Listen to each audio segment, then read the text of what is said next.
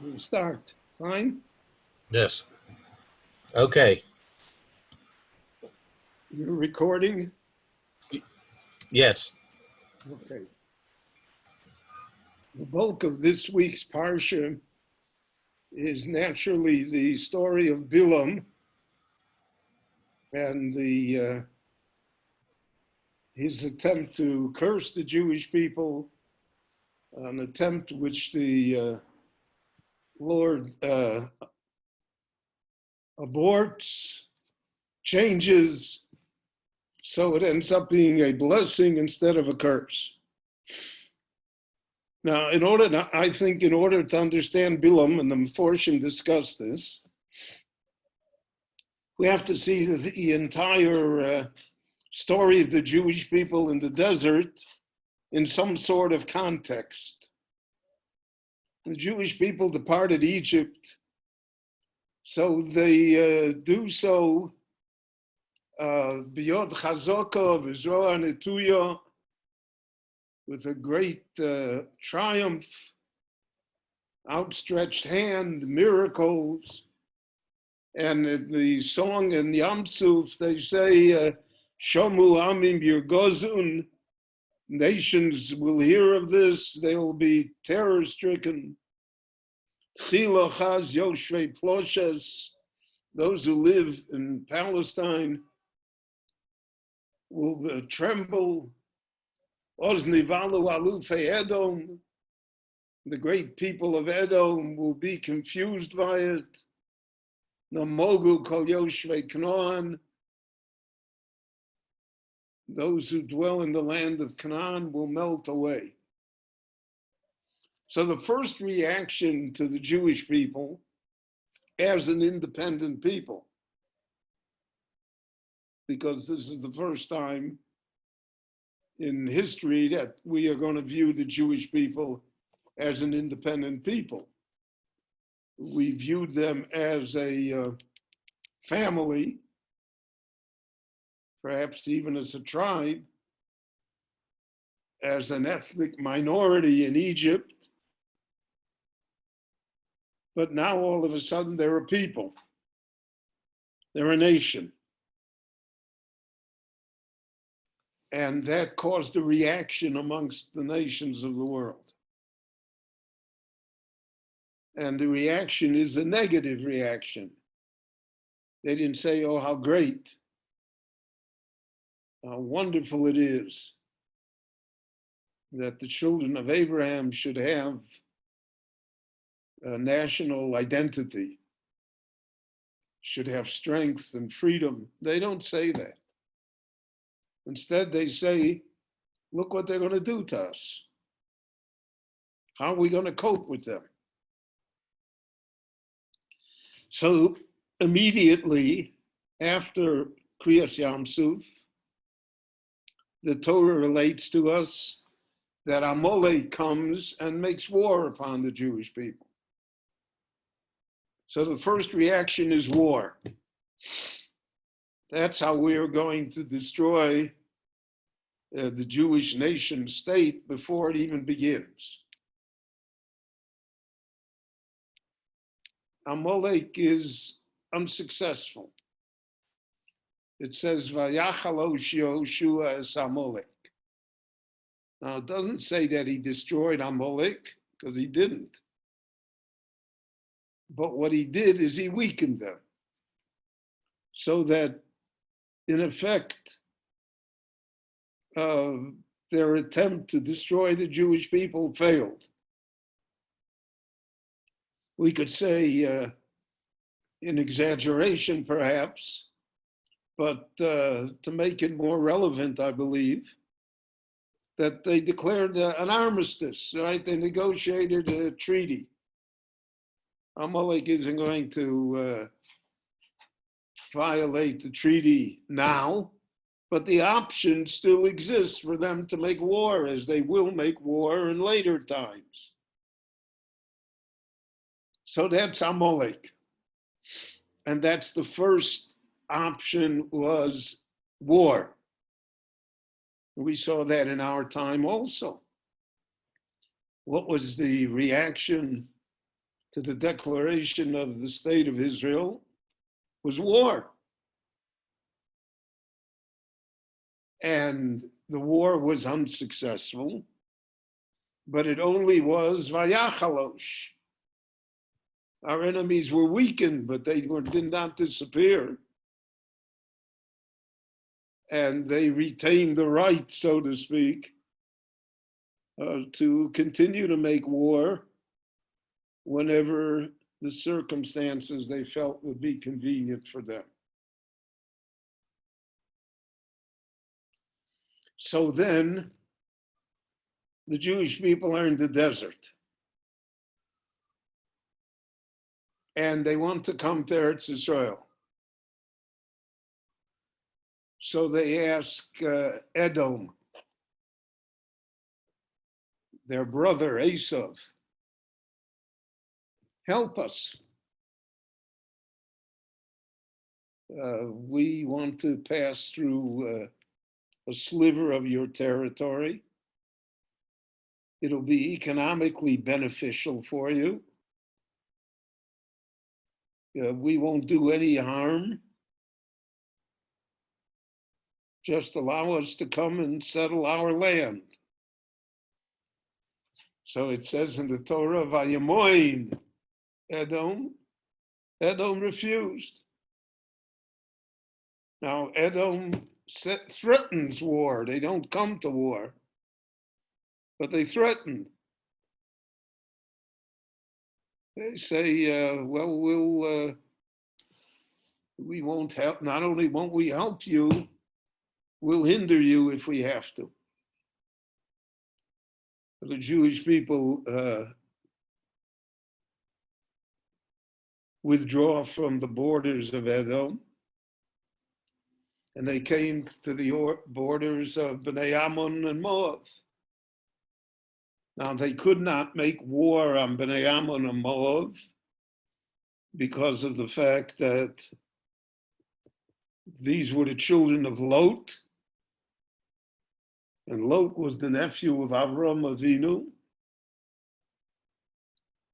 And the Torah tells us that Moshe was told, Al totzar es Moab, don't besiege them, don't start up with them.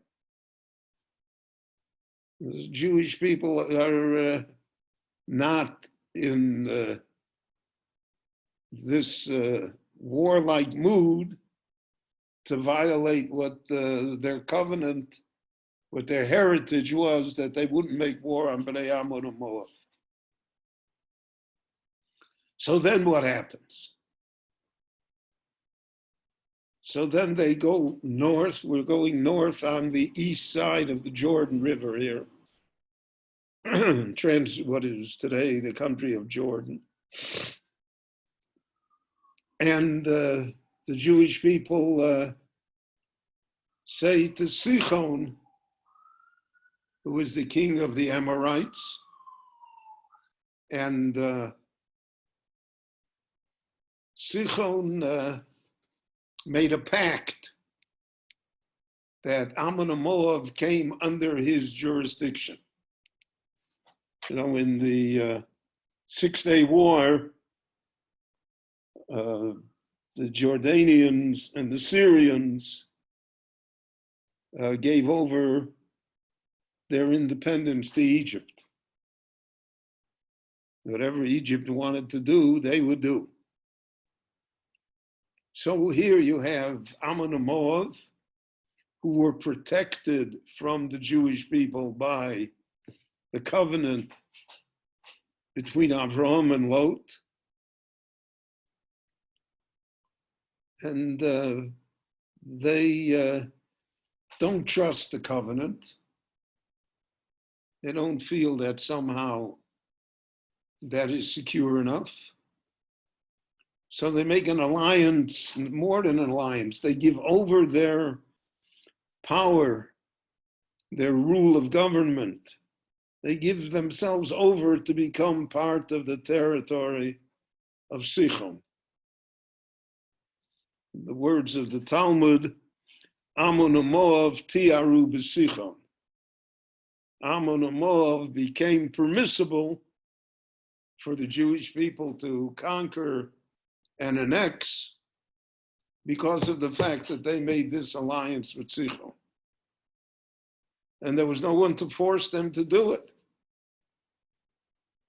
But their distaste for the Jewish people, for their cousins, was of such a nature that they abandoned the safeguards that had been given to them because they were the children of Lot, and rather they signed an alliance with Sichon. Then Sichon not only doesn't want to help the Jewish people, he raises an army and he fights a war against them. And in the war, he is defeated. And when he is defeated, the Jewish people inherit part of his empire. And then there's another player in the story, Og, Melech HaBoshan. Now, Og, Moshe will describe him in Chumash Dvorim to us, that he's Miyeser HaRafoim. He was left over from the giants. Apparently, he is another worldly creature, an outer worldly creature. And according to Midrashim, Og had connections with Avram Avinu. And Og is an old enemy. And now he also comes to make war upon the Jewish people. And he also is defeated. And he is killed. The Medrash says Moshe Rabbeinu himself chopped him down, so to speak. So this is the background to this week's Parsha. That the nations attempted to snuff out the Jewish existence. They wanted to destroy the Jewish people. They wanted to do so through war, which is the story of Amalek, and then the story of Sichon and of Og. And they were unsuccessful. And because of the fact that they're unsuccessful, so now Balak will attempt a different tack. He's not going to make war because Israel is a superpower.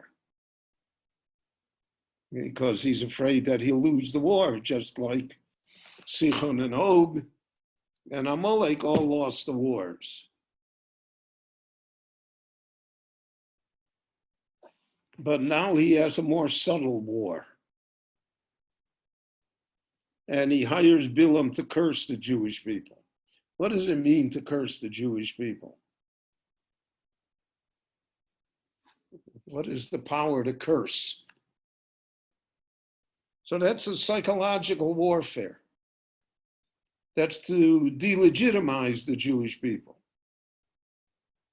It's to say the Jewish people have no right to exist. That's what Balak says, L'cho ora li yaso mazeh. Come in. So he's looking to expose the Jewish people to all sorts of accusations and calumnies. I would say, to put it into our context, he's going to take them to the International Court at Hague. He's going to make resolutions in the United Nations against them. He's going to demonize them. So that when you mention Israel, what will the world think of? Oh, what a terrible people they are. And that's what he hires Balaam to do. Balaam is, so to speak, the ultimate propagandist. He's the media. He's the gun for hire. And he is hired to point out all the negatives of the Jewish people. So the Gemara teaches us, mitoch birchoson shalosa rosha.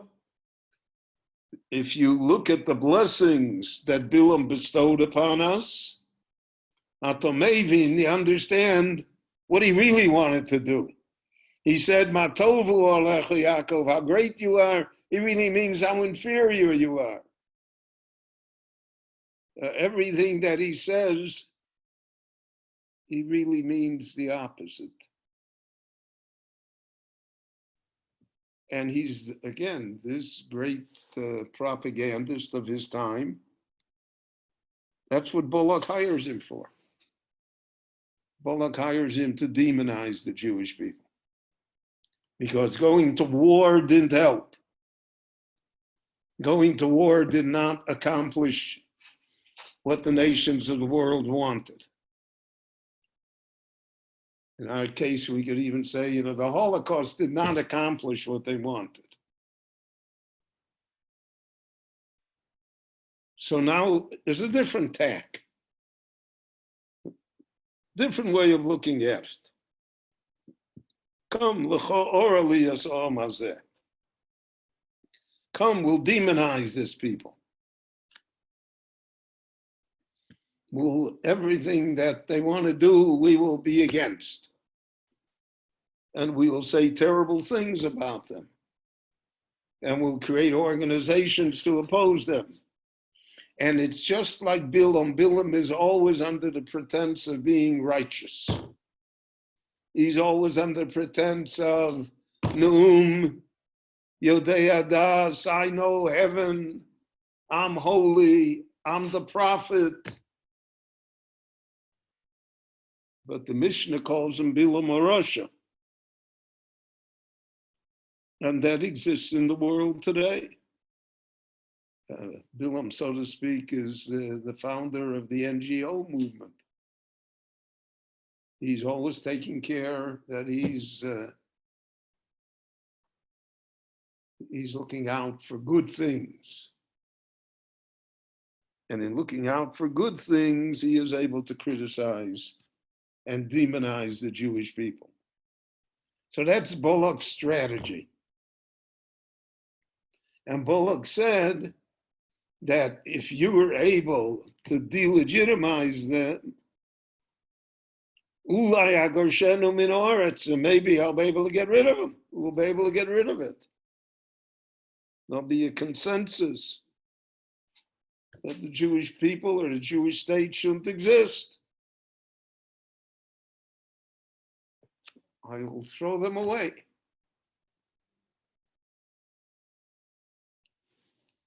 And Balaam willingly accepts the mission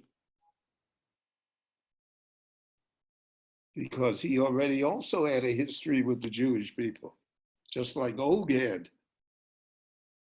And his history was, according to the Medrash, Shlosha Hoyu V'osa Eitzah, that there were three people that advised Paro regarding the Jewish people. Paro said, "Hova nischach malo." Let's have a think tank. Let's decide what to do with them. So the Gemara says that Yisro said to leave them alone, and he had to flee. And Balaam said to destroy them, to enslave them. And Eov Sheshosak, he was quiet. So the Gemara says Eov nidon b'yisurim. That's why he suffered the pains and pangs of his life that we read in the book of Eov. So again, there's a famous idea here. The Brisker Rov said it. Why is Eov nidon b'yisurim? Because Eov stood by Paro asked him what to do. So Yisro said, don't do it. If Eov would have joined him, it would have been 2-1. Maybe Paro would have listened. Eov Sheshosak, but he stands away. He stands away because it really doesn't bother him. It's not his concern. So therefore, he don't be Yisurim. When the pain is his pain, we see what he did, how he responds. There's 42 chapters in Eov of response. That's when it's bothering the person, but he can look with equanimity upon another nation being enslaved and destroyed, and that doesn't bother. If a person feels the pain of others, so then in heaven, that counts for a great deal. And I remember a personal story from my own family that my grandfather, of blessed memory, who was a Rav in Chicago. So I remember I was a child, I was in this house. So apparently before Pesach, must have been in 1942 or 43, or maybe even 44.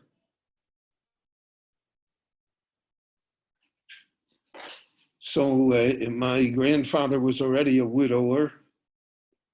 So he lived with his daughter and son-in-law, and they lived with him in his apartment. And my aunt, apparently, she said before Pesach, she's going to paint the house. She wants the house painted.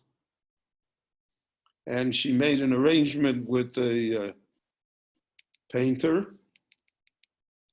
And one morning, the painter shows up with his ladders and drop cloths and paint, and he wants to start painting. And my grandfather, who had not been consulted, asked him, what is he doing? So he said, your daughter hired me, And so my grandfather asked him, well, how much did she promise to pay you? And I think he named the sum. So my grandfather went in the bedroom and took out that sum of money, came out and gave it to the painter and told him, I don't want you to lose any money, but you're not going to paint the apartment. When my aunt became aware of this, she said, Tate, why did you do that? So he said, the Jews are being destroyed in Europe and I'm going to paint my apartment. And that's how he felt about it. If Jews are being destroyed in Europe, then what am I doing painting my apartment? Take the money, and he always did. He took whatever money he had and he gave to Vada Hatzolah to try and save Jews. Because the pain of others pained him. And that is a measure. So we see that it's a long story with us and Balaam. And we see that Balaam exists. That's what it says in the Haggadah, Shebechol dor v'dor omdim aleinu l'chaloseinu. Balaam is here at every generation. He has different names. He assumes different guises. But it's all the same. It's the I can't get the word out. You know what I mean? He makes it illegitimate for the Jewish people to exist. He delegitimizes us. And because of that, so then he is really the most serious enemy that we have. Because Amalek, he can fight.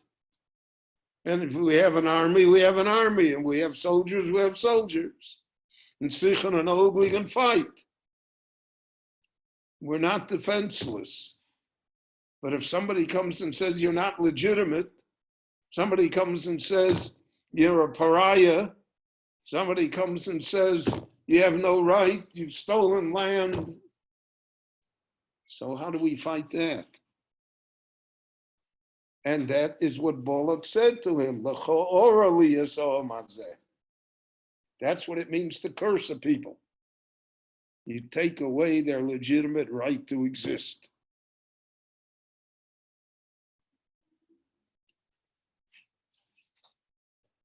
In the Pirkei Avos, we read about Ma bein Talmidav shel Avram Avinu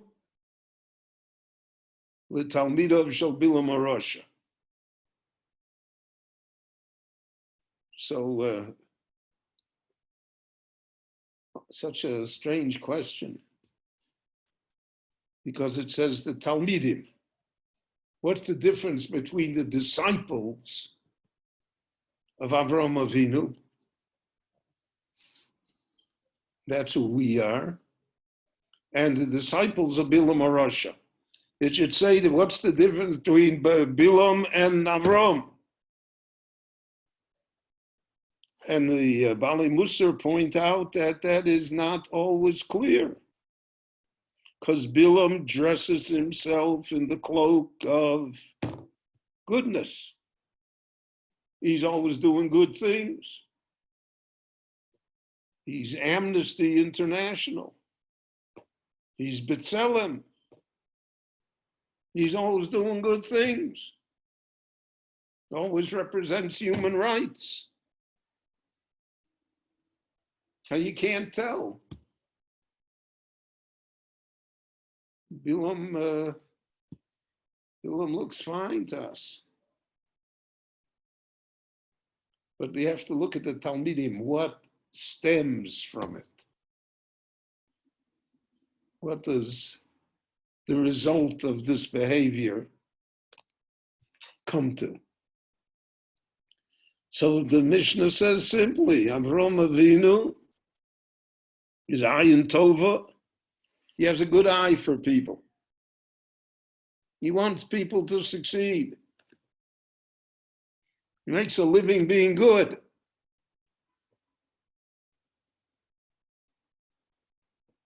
There are people who make a living being bad. That's the job that they have. I often thought of that in terms of when I was a lawyer. I graduated law school, so I had a few offers before I went into private practice. So one was to join the district attorney's office in Cook County in Illinois. Basically to become a very junior prosecutor. And there were people who advised me that that would be a good career. And maybe I'd rise to become the district attorney. And if I become the district attorney, maybe I could become a federal attorney. Maybe I'd become a federal judge. And maybe I'd go to the Supreme Court. And they told me, you have a chance. So I went to my Rebbe, one of my Rebbeim, and I told him that I have this decision to make. What should I do? Should I go into private practice, which was very risky, because you have no guaranteed salary then? It wasn't like today, big law firms, etc. That didn't exist. Everybody was like a private practitioner. You had to do whatever walked in the door. And what if nobody walked in the door that week and you had to feed your wife and children? Or I could take the position with the district attorney's office. I had a guaranteed salary. It was basically a 9-to-5 job. So he told me, he said, you should never put yourself in a situation where you have to prosecute people, where you have to cause pain to others. That's not your task in the world. There will be prosecutors. We have to have prosecutors, and we have to have district attorneys. But it's not for you. So Avraham Avinu says you need an ayin tova. It's not. There has to be in the world times when there isn't an ayin tova, but that's not for me. That's not me.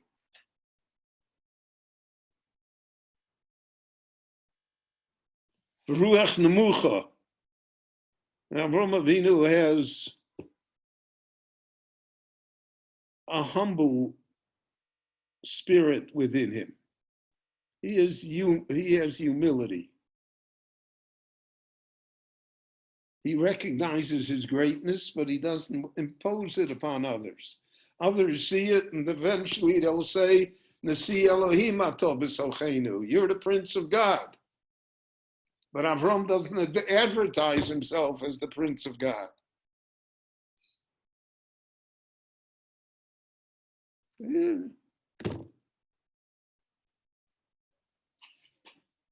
And nefesh shvela, and that means not to have desires beyond necessities. The king of Sodom offers him wealth, and he says, "Michut vad srochnal," not a string, not a shoestring. Let no one say, "Ani yasharti es Avram," that I somehow made Avram rich. I don't need anything from you.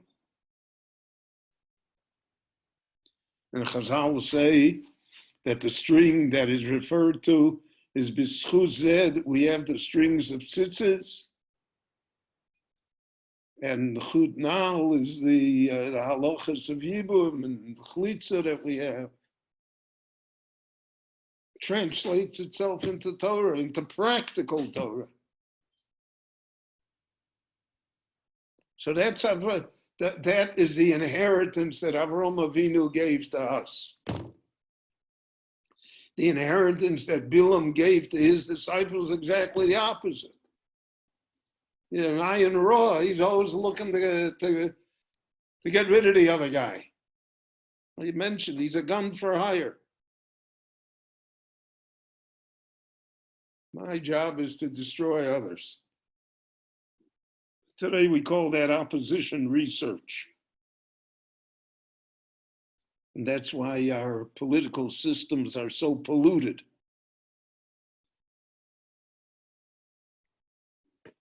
Because it's always done by ayin raw.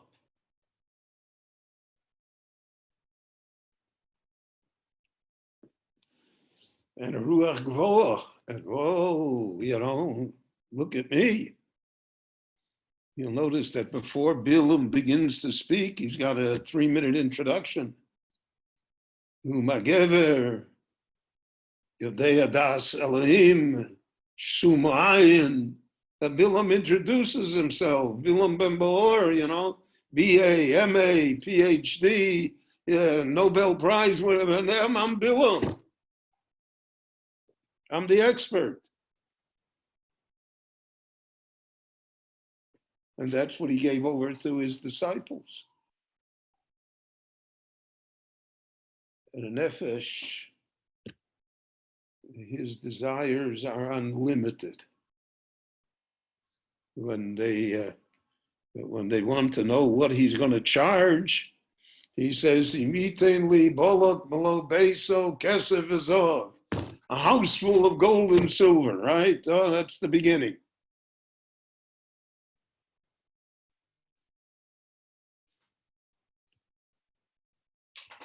So there's no limit to him. And once there's no limit, there's no satisfaction either. No one ever feels satisfied if he wanted more. No one ever feels that somehow I got my due. Could have had more. And that's a weakness. That's Balaam. So you may not recognize that in Balaam, but look at the society he creates. Look at his disciples. Look at the world that he inhabits. And unfortunately, we are witness to it in spades in our time. It's almost impossible to escape from it. We would like to be the children of Avraham.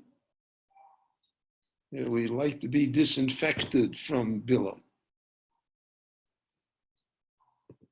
And we see in the Parsha itself, next week's Parsha, but it's the end of this week's Parsha, that Balaam is able to contaminate the Jewish people.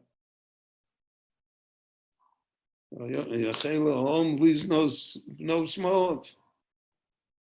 They began to behave immorally, because Balaam always leads to immoral behavior. That's his hallmark. It's part of the problem in our society. You have that hallmark, that stamp, and if you look throughout world history, every civilization that lost its morality eventually collapsed. And there's nothing new, everything that goes on today has gone before and was held to be one of, great.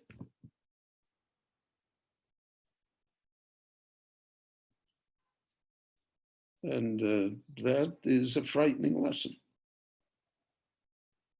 So we should look at what Balaam was. We should also look at what Balaam is. And we should appreciate why the Torah spent so much time on Balaam. Who cares what he says? Why do they have to quote his speeches? Why are they immortal in the Torah? The answer is because Balaam is still with us. He's a constant threat. We have to be careful of him. In our personal lives, we have to try and be children of Avraham Avinu and not to be disciples of Balaam. And in our national life and in the overall view that we have of human civilization and of the societies that we inhabit in the world that exists around us. So I think that this Parsha really speaks to us in many, many ways. And it is very worthy of our consideration and study and review and application. So I want to thank you all for listening again. And you should all be well and have a great Shabbat. And we'll see you, God willing, Sunday for the Pirkei Avot shiur. Thank you, Marty.